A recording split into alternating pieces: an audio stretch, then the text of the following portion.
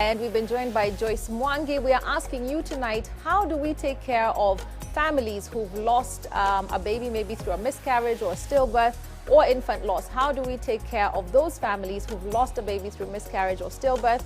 And the number is on your screen. We'd love to hear from you. We've been joined by Joyce Mwangi. And Joyce, you mentioned you have healing circles. Can you tell us what that program is like? What does it entail? And how long does it take? Okay, thanks, Val. So the healing circles for pregnancy and infant loss this is for women and girls who've gone through this. So those are 5 weeks. Okay, we do this in a 5 weeks circle. It's weekly, once a week. It's a 2-hour session. And again, I said it's a circle. We hold you. You're here. It's you're sharing, and we're holding you. We speak your language. We hear you are enjoined in your pain.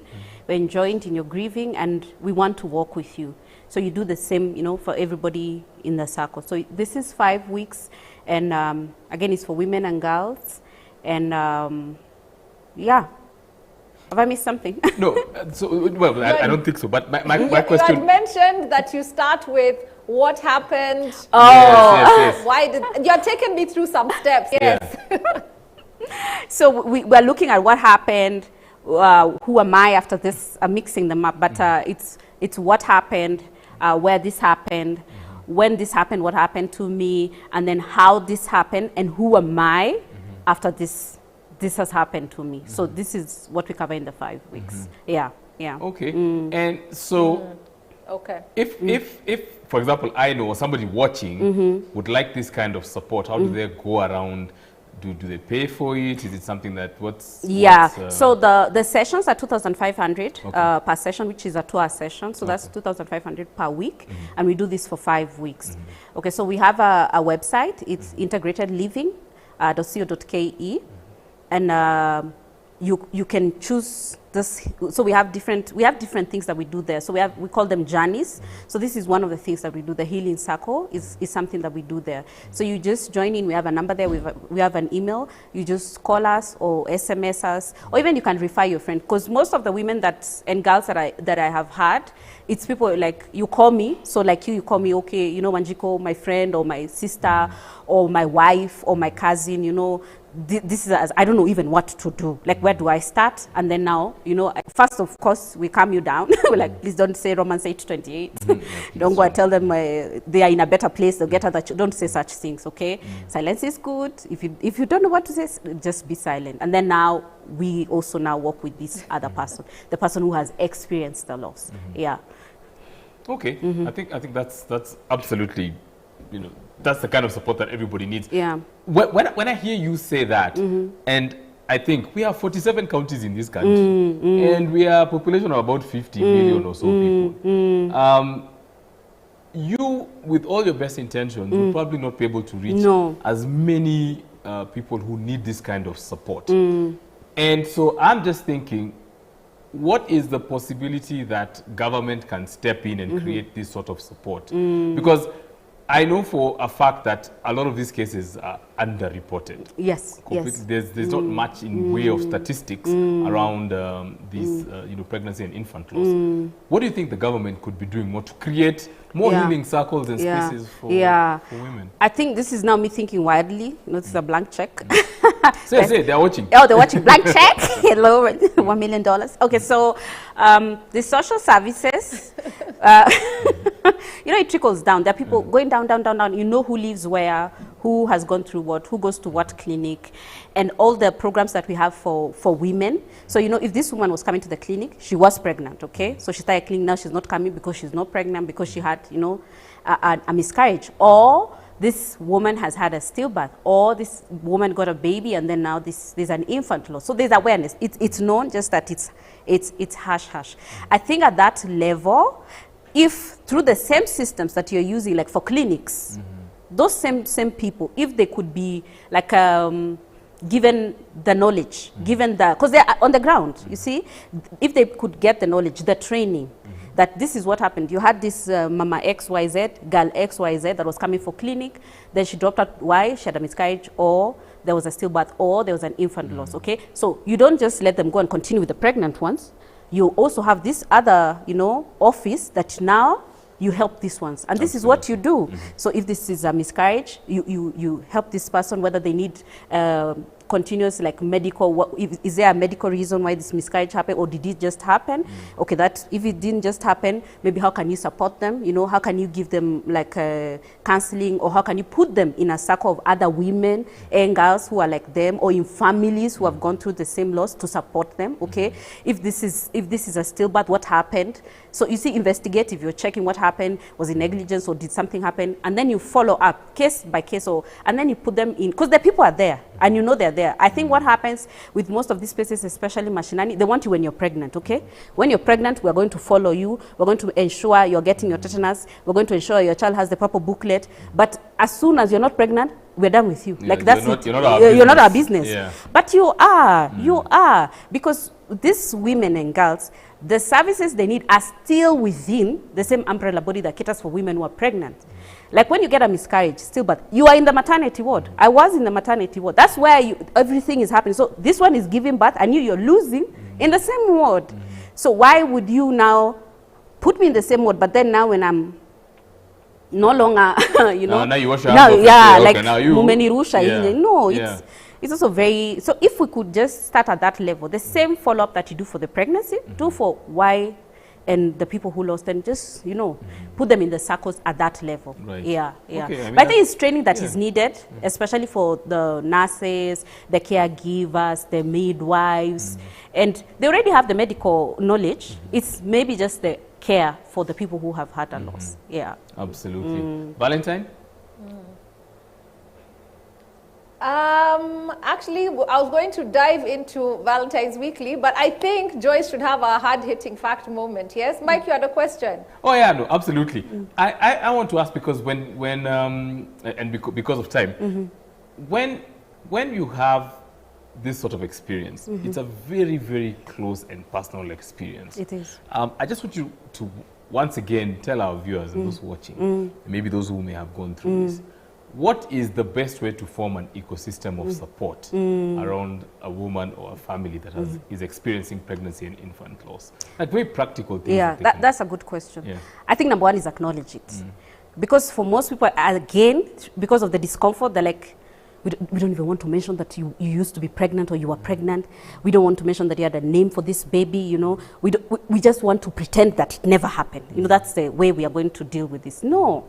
Like for me, I want you to say the name of my child. Remember the dates of my children, you know. Ask me how I'm feeling. I want you to engage with me. Don't pretend, because it did happen. Because I think the pretense hurts more. Like for me, normally I say, like to the church, I ask them, you're pro-life, okay? You're marching in the streets, okay? You're walking around and saying, oh, life starts, at conception. But as soon as I have a miscarriage, you're nowhere to be, is this your pro-life, okay? Excuse me, you need to, be consistent in your speech and actions. So it's acknowledge what happened to me, because it did happen to me and it's going to affect me for the rest of my life.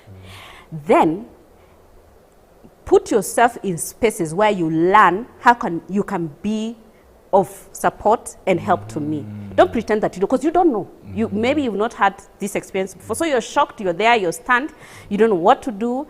Don't run away from me. Don't avoid me. Don't stop calling me. Educate yourself, and don't make me your educator, okay? I'm grieving. I'm not going to educate you about how you're grieving. I'm already trying to educate myself.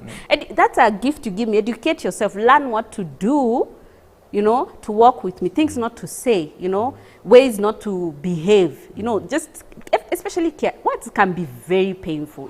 Words are really heavy. You come to me and start telling me, oh, now you can get pregnant. Because I've had that one. Wow. At least now you can get pregnant. Wow. At least they're with Jesus, the Christians. Wow. They're now with heaven. This is the will of God. They're in a better place, God loves those ones. They're angels.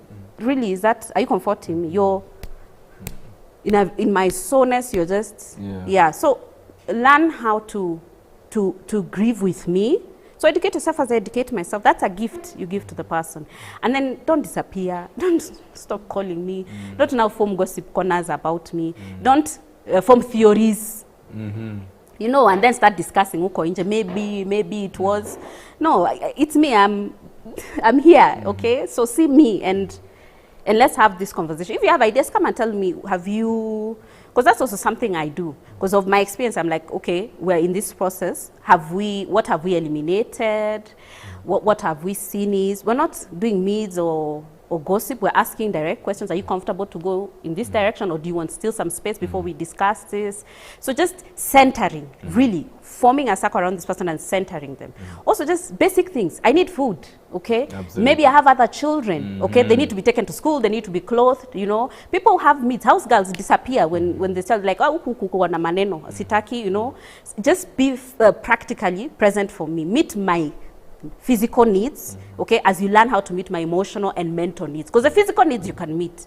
It is the emotional, mental, and spiritual and other social needs that you may not have the awareness of how to deal with. So meet what you can meet as you learn how to meet the rest. Wow. Yeah. Absolutely. Amazing. And there's one thing that I said, and one thing that you said that I found really, really powerful is that you can be with somebody going through that experience, but if you don't know what to say, just keep quiet and just be there. Just be there. And so men, I think you also have a responsibility to ensure that as someone is going through, your loved one is going through this, you also educate yourself.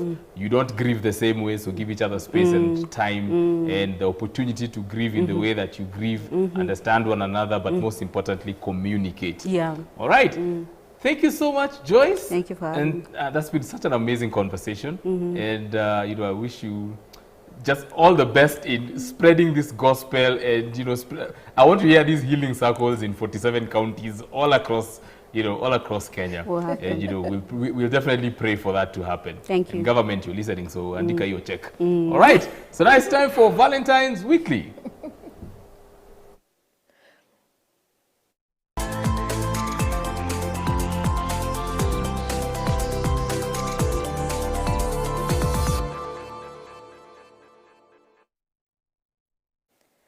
This is a very hard one to follow up, especially when Joyce has spoken so eloquently and generously shared her personal, very private experience with us. And also Mike has finished so well. So now what do I possibly add?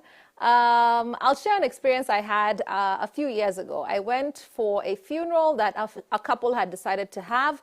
They lost a baby, she was stillborn, and they chose to have a funeral. And at the service, the mother didn't speak, but the father said, even though he had never held his daughter, he felt he had met her because he saw the changes that his wife was going through. He saw the cravings that his wife, the food that she wanted, and he was like, oh, maybe my daughter will want this kind of food.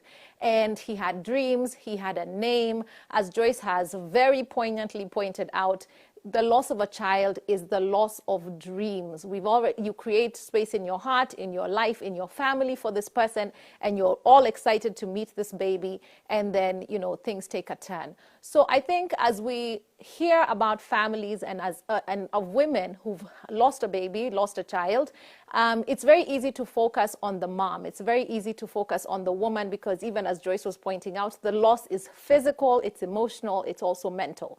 And frequently we forget the dads. So how about we purpose to create space, even as, the subject is covered in shame and, so much secrecy. How about we choose to focus on that father and give him a space so he can express his grief, his heartache? Because frequently men choose to be there for their families and they feel lost. And also in their loss, they have no way of expressing it. They're like, oh, it didn't happen to me. Maybe I'm being selfish. Maybe I should shut up. Now is not my time to talk. Now is not my time to grieve. But they too are grieving. They too have lost that dream. And they have to, close up that heart that they had opened for this child. So how about we focus on the fathers as well and create spaces for them to speak? If you're a man who is feeling challenged by what I've said and maybe you want to create a healing circle, perhaps you can get in touch with Joyce and find out exactly what her program is and see if you can create something similar for men. And on that note, I'm going to say good night. I hope to see you next week, Friday, in studio. I'm getting better. I'm getting stronger. Hata mimi niko na healing circle. So I'll see you next Friday and have a good night.